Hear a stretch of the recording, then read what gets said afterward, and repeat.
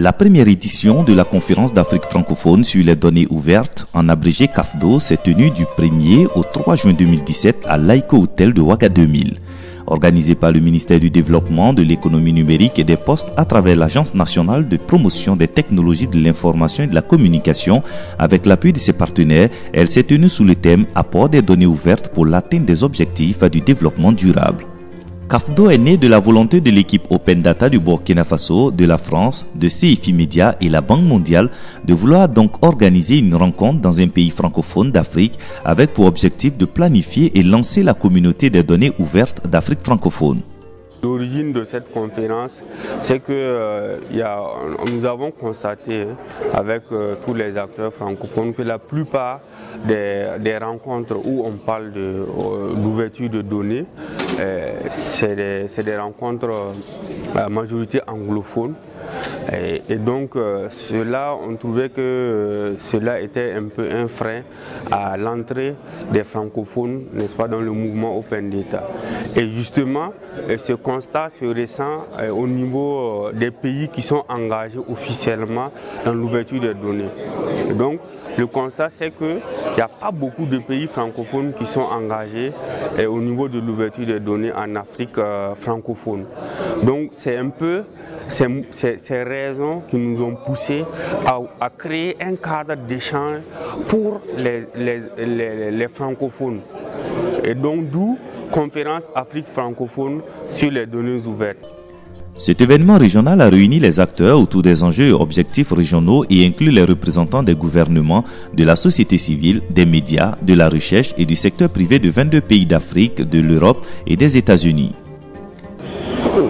L'attente en venant ici à Ouagadougou pour la CAFDO, c'est d'abord de rencontrer les autres activistes qui travaillent dans le secteur pour que le réseau des leaders des données ouvertes en Afrique francophone se fortifie, qu'il se constitue et qu'il se fortifie et ensuite qu'il programme une marche dynamique vers l'évolution d'une conscience des données ouvertes dans les pays francophones, à l'exemple de ce qui se passe dans la plupart des pays anglophones au niveau de l'Occident, mais aussi des pays anglophones au niveau de l'Afrique qui ont de manière notable un certain avantage, comme on peut le dire. Le deuxième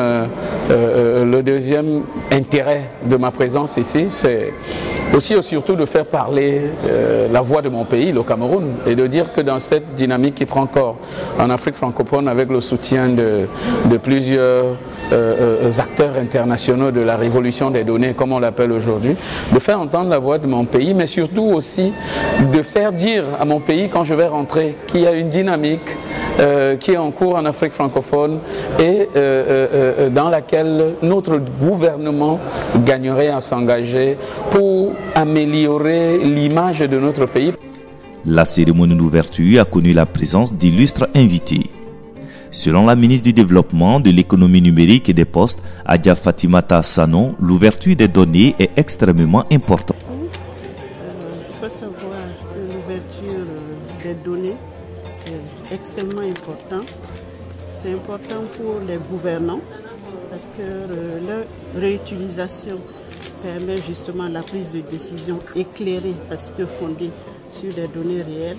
Ça permet la formulation de politiques réelles et réalisables parce que fondées sur l'utilisation de données réelles. C'est bénéfique pour le secteur privé parce que ça leur permet de créer des produits à valeur ajoutée parce que fondés sur des besoins réels. C'est de la matière première pour vous les journalistes, pour faire de la data journalisme. C'est de la matière première pour les startups, pour créer des applications innovantes. Donc c'est dire que l'ouverture des données est très bénéfique et nous encourageons tous les gouvernements, tous les pays participants, tous les pays de l'Afrique francophone à y aller. Et c'est une révolution, l'ouverture des données. Et comme toute révolution, ça a des exigences. L'exigence de protéger les données sensibles, l'exigence de protéger les données personnelles, l'exigence de sécuriser ces données et puis l'exigence de sauvegarder ces données dans un format utilisable, dans un format réutilisable. Enjeu important de cette conférence, Malik Tapsoba revient sur la définition d'une donnée ouverte. Open Data En français, c'est données ouvertes. Et une donnée ouverte, c'est une donnée qui est accessible par tous et dans un format facilement réutilisable. Un exemple, une donnée qu'on publie dans un format Excel et une donnée qu'on publie dans un format PDF, il est beaucoup plus facile d'utiliser le format Excel pour manipuler les données qu'avec le format PDF. On définit l'open data ou données ouvertes comme un mouvement qui prône la libération des données non sensibles sous format facilement réutilisable. Les 3 jours de travaux ont permis la naissance de plusieurs projets qui seront développés par les participants une fois dans leur pays. Je me réjouis de ce partenariat vraiment grand qui se joue ici à Ouaga. Je me réjouis des qualités des interventions. Je me réjouis de l'appui que nous avons reçu de 2 ministres, Madame Hadja Ouattara Sano et M. Clément Sawadogo, qui sont venus apporter leur bénédiction, leur soutien. Je me réjouis de Bodi, de Burkina Open Data Initiative, de cette initiative des données ouvertes au Burkina qui nous réunit. Et je les salue du travail qu'il est en train de faire.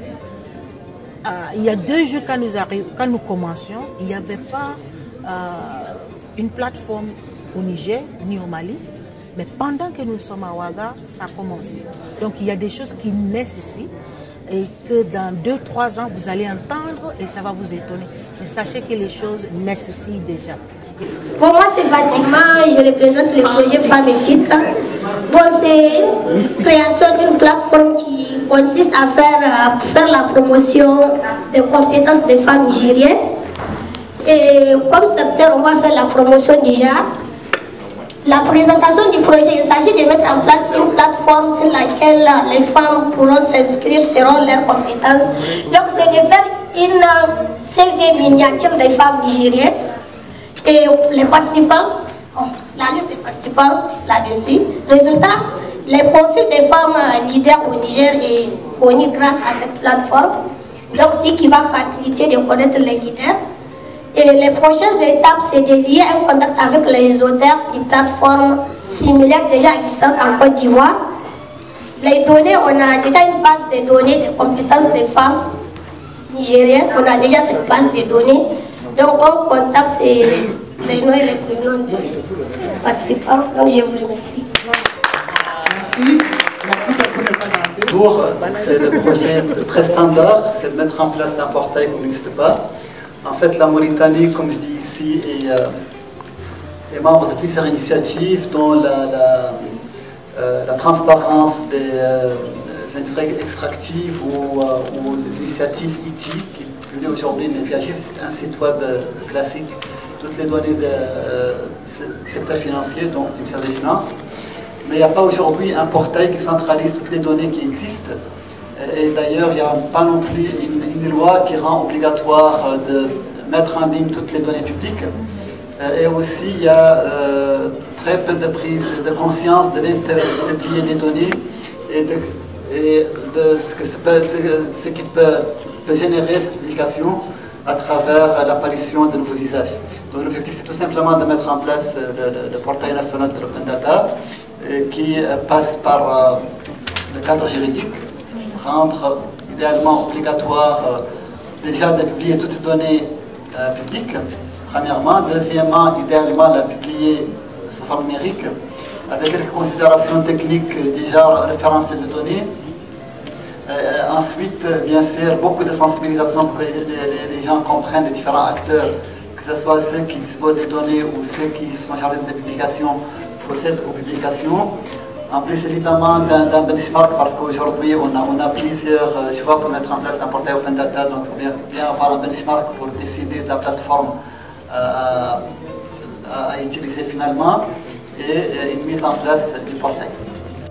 La conférence d'Afrique francophone sur les données ouvertes a permis de créer un réseau d'acteurs de données ouvertes dans les pays francophones d'Afrique où chacun s'est identifié avec l'établissement de canaux de communication et de collaboration pour les prochaines étapes.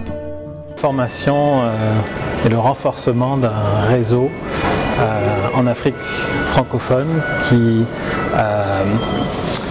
facilitera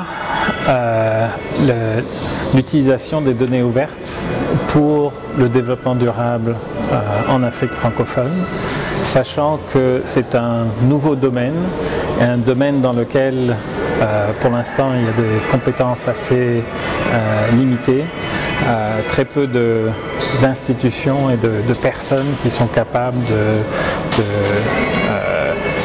gérer ou créer ce genre de données ouvertes et de réutiliser ces données ouvertes pour le développement. De trouver un consensus autour d'une vision commune pour le réseau ainsi que l'identification des principaux obstacles et défis pour une initiative de données ouvertes et comment les surmonter. La situation est assez intéressante dans la mesure où cette conférence s'inscrit dans la dynamique de créer un réseau donc des pays francophones pour libérer en fait l'ensemble des données existantes dans cet espace. Alors ça a été très bien organisé, les sessions ont été très enrichissantes et ont permis justement aux uns et aux autres d'apprendre des vivanciers, d'accord, d'essayer d'éviter les erreurs mais surtout de s'inspirer donc des best practices pour que justement très rapidement on puisse créer cette dynamique là donc au niveau de l'Afrique francophone pour que les données soient de plus en plus libérées et qu'on puisse donc suivre le mouvement. De trouver une stratégie pour relier le réseau des acteurs des données ouvertes des pays francophones africains avec ceux des pays francophones non africains et de la diaspora africaine. Une Afrique anglophone qui est en avance sur ces questions, puisque de toute façon les anglo-saxons ont traditionnellement une avance sur ces questions d'open data et de open government, mais ça nous oblige, nous francophones, à œuvrer et à essayer de rattraper un petit peu notre retard et à tisser des liens, à donner un cap pour faire en sorte qu'il y ait davantage d'open data disponible et aussi qu'il y ait davantage de personnes en capacité à exploiter ces données ouvertes.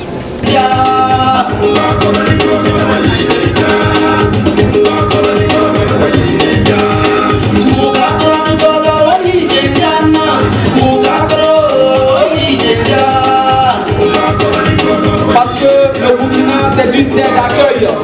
Voici la première candidate de choisir au hasard. On va l'applaudir très très fort. On va l'applaudir très très fort. Tout le monde a vécu. On va l'applaudir. Elle va montrer du rouge sur sa joue. On va regarder le public. Mais en même temps tu me regardes.